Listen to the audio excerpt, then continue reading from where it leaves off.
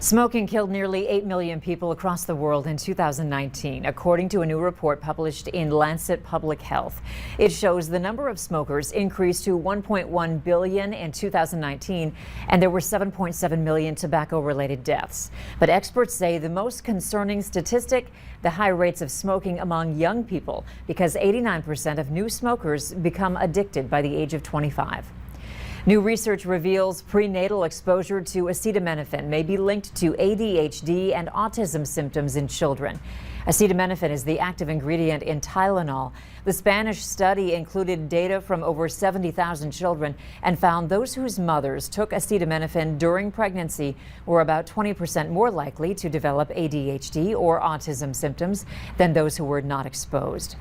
The Friday before Memorial Day is known as Don't Fry Day. If you are one of the many Americans who will be spending time outside this holiday weekend, here are some tips to make sure you protect your skin. Experts with the Cleveland Clinic say you should apply 1 ounce of sunscreen to cover your entire body. That's the amount a shot glass can hold. If using a spray sunscreen, make sure you do 2 to 3 passes until you have a good shiny coat and then rub it in. The CDC is warning the 10 million Americans with compromised immune systems they will need to continue wearing face masks even after being vaccinated against COVID. Nikki Batiste explains why. The easing of COVID restrictions has only added to the fear of millions of people like 43-year-old Jennifer Trokin. I take about 15 pills a day. She is fully vaccinated, yet wholly unprotected from the virus because her immune system is suppressed by medicine she takes to prevent organ rejection. I would stay up all night for months to help figure this out. Dr. Dori Segev is a transplant surgeon at Johns Hopkins. I'm hearing of transplant and other immunosuppressed people who got vaccinated and relaxed their safety behaviors and are now being admitted to hospitals, and some are dying because they get COVID-19. Johns Hopkins tested the vaccine's effectiveness on Trokin. This email revealed 2 shots produce no COVID antibodies. It was like a gut punch.